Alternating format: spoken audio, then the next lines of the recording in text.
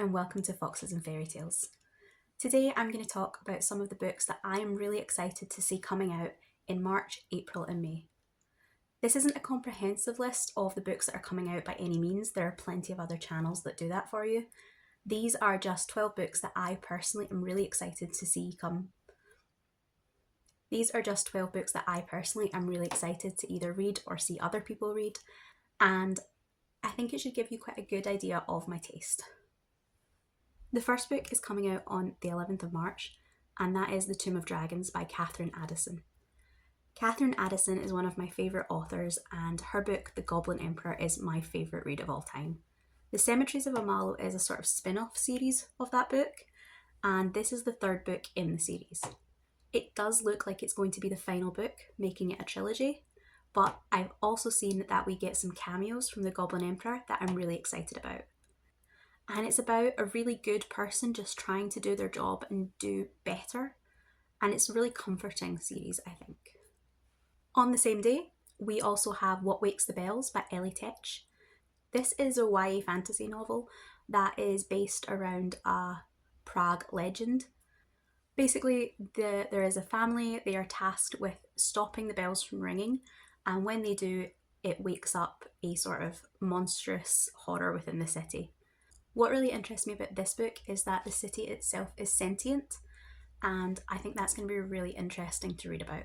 Also on the 11th of March, we have Go Luck Yourself by Sara Raasch. This is the second book in her Royals and Romance series, which takes a really interesting look at the kind of seasonal holidays and makes them sort of into different families, and it combines a kind of contemporary with a magical element. In the first book, which I read in January, we have the heir to the Christmas throne, and he falls in love with the Prince of Halloween. I thought this was such a fun book. The characters had so much chemistry, and the world building, although I thought was a little shaky in places, was really interesting, and I'd be interested to see how that develops as the series goes on. This particular book takes the second son from the Christmas family, and it looks like he's going to be in a romantic relationship with the Prince of St. Patrick's Day. On March 18th, we have The Hymn to Dionysus by Natasha Pulley. I read Natasha Pulley's book The Kingdoms last year, and I thought it was fascinating. It was a historical, time-travelling, alternate history, wartime book that had a really beautiful love story through it. From what I understand about Pulley's other books, she tends to do something unexpected or unusual with each story. This one looks like it is a more straightforward Greek mythology retelling, but I am expecting there to be something more unique and original happening. If not, Natasha Pulley's writing is beautiful anyway, and I'm a sucker for Greek mythology, so no matter what happens, I'm going to be reading this book. Another book that we have on March 18th is Murder by Memory by Olivia Waite. I read Olivia Waite's historical romance books, and I thought her research was impeccable, her characters were brilliant, and her writing was beautiful. This is a complete change of pace, and it's a sci-fi novel with a kind of cozy mystery element going on. I constantly say that I am not the world's greatest sci-fi reader, but I always want to try and read a little more of it, and I think this is just exactly my vibe. I love a cozy mystery, and I know I like Olivia Waite's writing, so the sci-fi elements are probably going to be something that I should be able to get my head around without too much hassle. The book is pitched as a memory called Empire meets Miss Marple in a cosy spaceborne mystery helmed by a no-nonsense formidable auntie of a detective. And honestly, that sounds like something I'm going to get so much fun out of. Going into April, on April 1st, we have Holy Terrors by Margaret Owen. I loved Little Thieves when I first read it, and I reread it just in February, and I loved it every bit as much. I've been taking part in Leandra and Margaret's Little Thieves read-along, the point of which is that we will read the third book, Holy Terrors, when it comes out in April. I love this series. It's a YA fantasy world Goose Girl retelling, and the characters are brilliant. The characters are all slightly morally grey, and they have really quirky, unique outlooks on the world. Also on April 1st, there is Direct Descendant by Tanya Huff. Now, I know Tanya Huff's writing from years and years ago when she had an urban fantasy PI vampire series. that became a TV show. And I really loved both, although they were totally different animals. This one is a cozy horror set in modern day Toronto that deals with eldritch creatures and a deal with a town. I think this is going to be really unusual, and again, horror is another thing that I've been trying to dip my toe into more and more, and I think the cozy horror is a fascinating genre, and I'm really excited to see what happens in this story. On April 15th, we have Murder by Cheesecake by Rachel Courage. This is the first book in what I hope is going to be a really long-running cozy mystery series that is set in the Golden Girls world. In this book, we have a wedding Rose is organising for her niece who is visiting from St. Olaf, and we have all the kind of quirky, crazy St. Olaf traditions you would expect if you've been a fan of the TV series. At the same time, Dorothy is going out on blind dates to get herself a date for this wedding, and unfortunately a body turns up in the hotel freezer that Dorothy recognises. So the girls get together and they have to both make sure the wedding goes smoothly and that Dorothy doesn't go to jail for murder. The cozy mystery itself in this I thought was fun. It was a solid mystery, but the real joy of it was how well Rachel Courage captures these characters. When I read the dialogue, I could hear it in the actress's voice, and when kind of farcical scenes played out, I could imagine them so clearly happening in the show. The next book I'm interested in also comes out on April 15th, and that is The Gentleman and His Vowsmith by Rachel Ide. This is a queer adult historical fantasy, and it sounds like it's going to deal with the kind of intricacies of legal contracts in this fantasy world.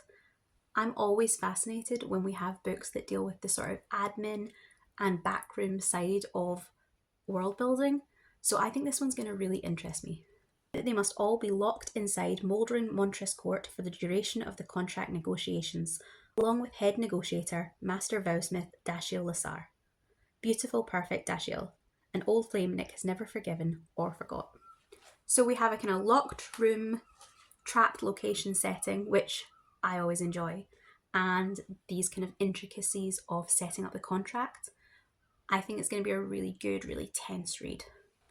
On May the 1st, we have The Sun-Blessed Prince by Lindsey Byrd. This is a romantasy, and it features a really interesting concept. We have a prince of a kingdom who has the ability to heal with his touch, but he also can't die, and therefore he's been stuck watching his kingdom in this sort of eternal ongoing war. One day on the battlefield, he meets what's called a Reaper, and they have the ability to kill with their touch. The two form an unlikely alliance. Prince is able to draw the Reaper over onto his side. On a hotly contested battlefield, a prince whose touch creates life meets a soldier chosen by death, but can they forge a future together from opposite sides of a great war? This is a lyrical and character-driven queer fantasy for those who loved She Who Became the Sun, The Song of Achilles, and Sister Song. As the pieces of a deadly plot come together, featuring abduction, treachery, and forbidden magic, the stakes rise and tensions escalate at court and on the battlefield. As the fires of conflict burst into new flame, who will wield the powers of life and death? And could love really change the world and stop a war? So I think that's going to be really, really interesting. On May the 8th, Vesuvius by Biehn is coming out. This is a YA historical fantasy that is set during the eruption of Mount Vesuvius. Now, I've never read a book that had this particular setting before, and I think it's going to be really interesting. Felix is a cunning thief, Lauren is a temple attendant. Thrown together, the boys have to piece together their fates to make out of a burning city. On May the 20th, we have the only contemporary on this list, and that's My Friends by Fredrik Backman. I found Backman hit and miss in the past. I really wasn't a fan of Beartown, but I loved My Grandmother Sends Her Regards, Mine Called Uvi, and Anxious People. So I'm really excited to see what Backman does with this book, because no matter what he does emotionally devastate you, and I suspect this one will be no different. The plot seems quite general at the moment. It says that a group of 4 teenagers form a friendship that will impact the lives of a stranger 25 years later. So I'm not sure what's going to be happening in it, but I'm always willing to give Backman's books a try. The final book that I'm interested in reading in May is the Grimoire Grammar School Parent-Teacher Association by Rozakis. I read Rozakis' debut, Dreadful, last year, and I utterly loved it. It was an amazing mix of fantasy, cosy, satire, humour, and it gave me real Terry Pratchett vibes, which I feel a lot of books aim for and never quite achieve. This one is a more urban, modern setting, but I think it could still really hit that kind of satirical elements because it is making fun of the kind of upper class PTA type of character. Two parents and their recently bitten werewolf daughter try to fit into a privileged New England society of magic aristocracy.